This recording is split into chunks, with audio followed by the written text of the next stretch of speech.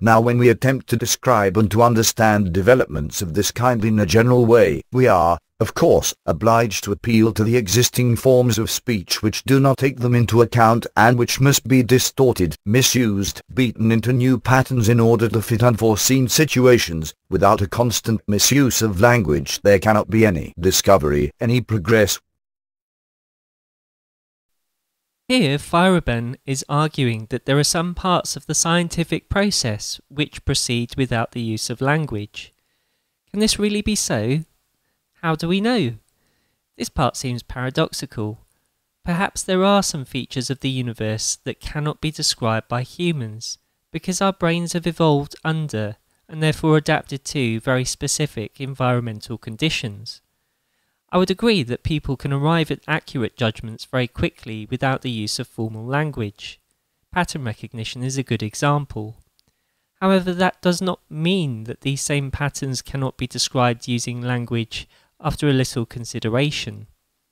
What Feyerabend is effectively saying is, there is something in science that can't be described with language. But I'm not entirely clear on what that something is, and by definition, Feyerabend cannot be either. Unfortunately then, Feyerabend might as well be invoking the use of fantasy to support his argument. I would add that if a concept is not communicable using language, or at least a symbolic language, then it sits outside of science, inasmuch as science is created by a community. Even if someone did come across an invaluable truth which helps them to make predictions in a languageless manner, it cannot properly be called a science if it cannot be communicated to another person who can test this. Instead, I would argue that the person should be able to use introspection to identify within their stream of consciousness the processes leading to their judgment and to attempt thereby to translate this into language. This process should proceed even if new words need to be constructed to convey these concepts, fashioned out of a relationship with known words. If instead we consider the case of a theory, parts of which cannot be explained, then this does not matter too much so long as clear predictions can be made by that theory. We can forgive the theory without meaning, providing it is clear about relationships and therefore has predictive utility. The meaning can be attributed at another time. Although discussing mathematics, the noted mathematician Srinivasa Ramanujan was able to arrive at equations and formulas intuitively, and these were later proved correct. In this case, it does not matter that language was not involved, because what he wrote had predictive utility, and the proofs could be established by others.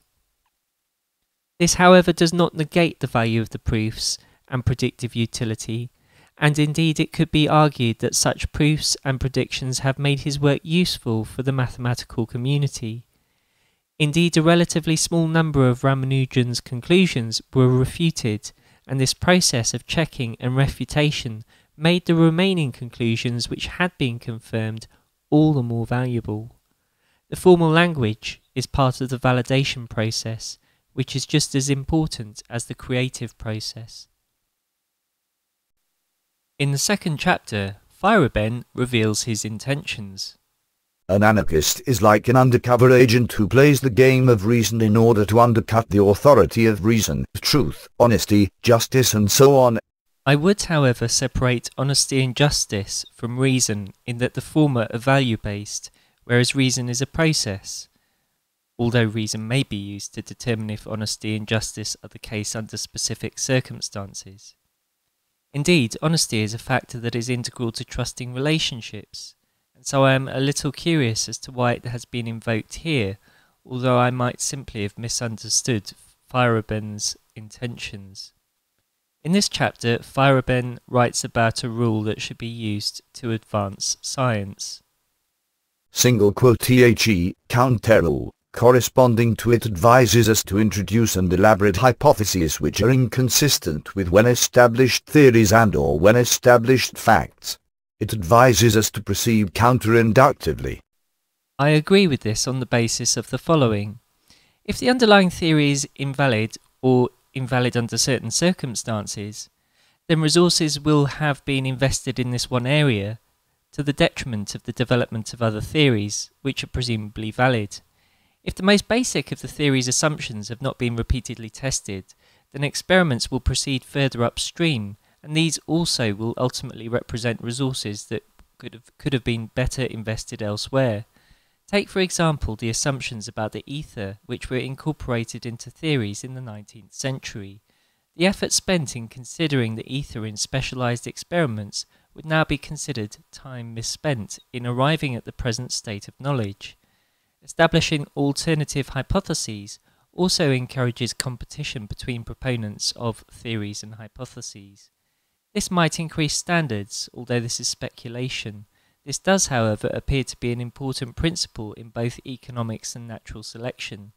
There is also the assumption in the above statement that there is a correct theory. This in itself can be challenged. We might say that there is no such thing as a correct theory. This might happen for a number of reasons. 1. Firstly, a theory that is predictive may not be describable in terms that people can understand. 2. There may be no valid theory. In other words, the natural phenomenon exists which we cannot describe theoretically.